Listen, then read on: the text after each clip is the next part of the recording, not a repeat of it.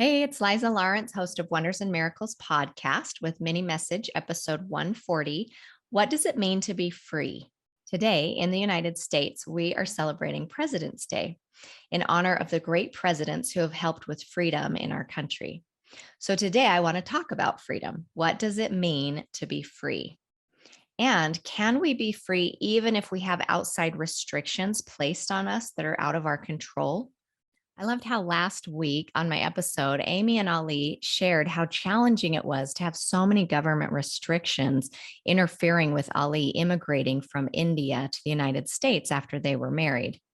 It seemed like the only thing they could do in the 4 years that it took was to surrender to God's will and pray for peace. And while this was helpful, that wasn't the only thing they did. They did have to take action to keep things working for their good and to help him eventually come to America. And this got me thinking about how sometimes the process to freedom can take time and it can feel frustrating and messy and perhaps a bit scary. So, years ago, I was struggling with a situation in life that I felt completely trapped in. I couldn't see how things could be different than they were.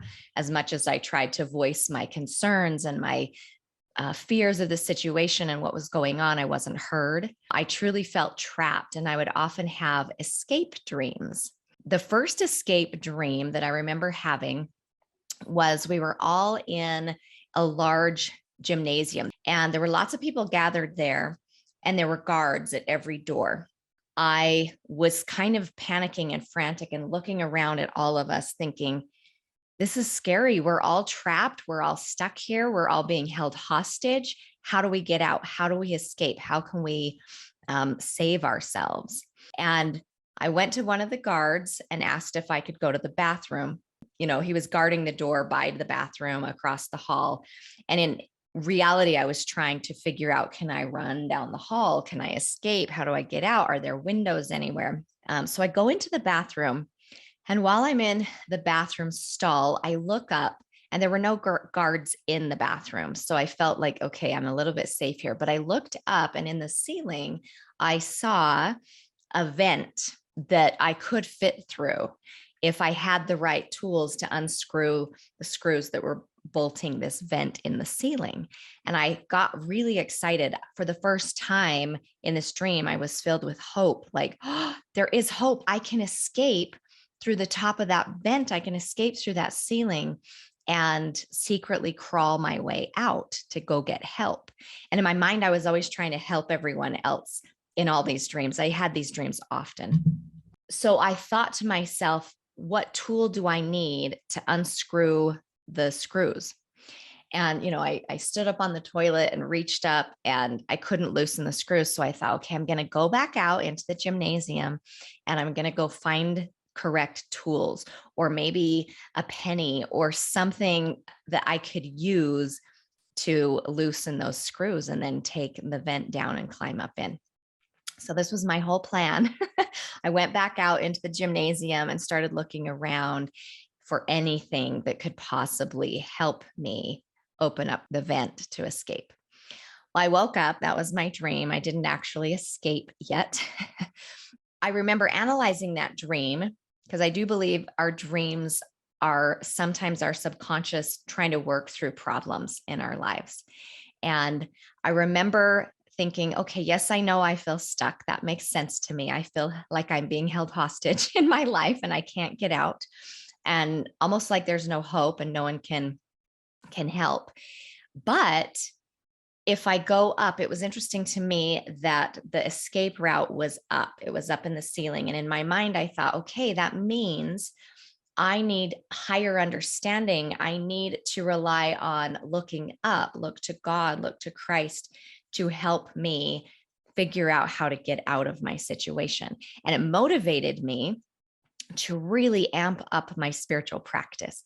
I started meditating every day. I was reading spiritual books and scripture. I was really focusing on the spiritual things in life at that time. And while I didn't actually have the understanding of how to escape yet or how to change my situation, I was learning a lot about spiritual truths and relying on God and feeling his peace in my life. So, like I said, I had these recurring escape dreams. They weren't always this exact one, but I was always trying to escape the bad guys being held hostage. I had these on a regular basis for the next several years. I was always trying to figure out how to get out of my current situation. And honestly, it was sucking the life out of me and even affecting my emotional, mental, and physical health. So I started going to a therapy of sorts. And as I became more balanced and stronger within my own self and in my own mind, I realized that I wasn't actually stuck. I had the ability to choose what I really wanted. I had the option to leave my current situation if I really wanted to. And this was a huge paradigm shift for me. This idea alone was super empowering and gave me the strength, the inner strength that I needed to stand up for change and to help myself create a life that I truly felt free and safe in to be myself. And while my situation didn't change overnight, it did improve and it did change, but it wasn't without some disruption and pain. But I think what I learned through that, one of the most important parts is that in order to get to the other side of stuckness, to freedom, you need to have a shift in your mindset and a perception of what else could be possible. When I think of the freedom makers in the world, their focus was on bigger possibilities. And they were willing to fight for that and to hold on to that vision of freedom until it became a reality. So freedom comes as a state of mind first, and then we create that new world for ourselves. There's a beautiful quote by B.R. Ambedkar. He says, "Freedom of mind is the real freedom. A person whose mind is not free, though he may not be in chains, is a slave, not a free man. One whose mind is not free, though he may not be in prison, is a prisoner and not a free man. One whose mind is not free, though alive, is no better than dead. Freedom of mind is the proof of one's existence." And Clinton Lee Scott says, "The freedom of mind is the beginning of all other freedoms." So sometimes there are things in our minds and our belief systems that keep us stuck and trapped in old ways of being. And we feel frustration in that stuckness. And I think that's a beautiful place because it's a catalyst to help us want freedom, to want to desire freedom, to change what isn't working in our lives. Oftentimes we don't feel free because we are doing things out of obligation or a fear of disapproval or a fear of hurting someone or a fear of sinning, being unrighteous. When I was feeling that stuckness in my life, it wasn't until I gave myself permission to choose out of it, to choose something entirely different, that I then could see I had a choice. And then I could choose into it or out of it, whatever I desired, but it freed me up to actually make a choice. So, what do you need to do to give yourself permission to choose something different without obligation, to choose freedom in thought and actions? I honestly believe Jesus came to help us with this. This was one of the things he was trying to teach us.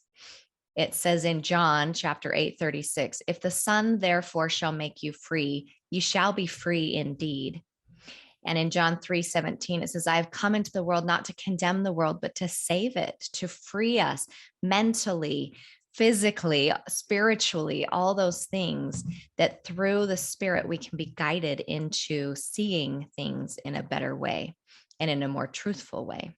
So it's interesting to me with all the things going on in the world on a government level, a lot of the lockdowns around the world, sometimes we can feel really trapped and stuck. But even beyond that, even the ways that we might see ourselves and see us in relationship with other people or in, our obligations to obey certain rules, religious rules, government rules, even our own mental rules, that can trap us. So what can you do to create freedom in your own life and mind? Sometimes circumstances do need to change, but sometimes it's a change in your mind and heart that changes everything. So this week, let's ponder, what does freedom mean? What beliefs do I have? What things are going on in my mind that are keeping me a prisoner to my life and the way I'm living in this world? And let's try and free ourselves. Find the things that don't serve you anymore, the belief systems, the motives for why you're doing something. Are you doing it because you're choosing to do it with total freedom? Or are you doing it because you feel obligated or you're scared in some way? And let's practice liberating ourselves from those things that are holding us back and that are not allowing us to feel free, to love, to live, to grow, to be happy. Happy President's Day today. Enjoy your freedoms and show gratitude to the places where you do feel free and where you are free. We'll talk to you next week. Bye bye.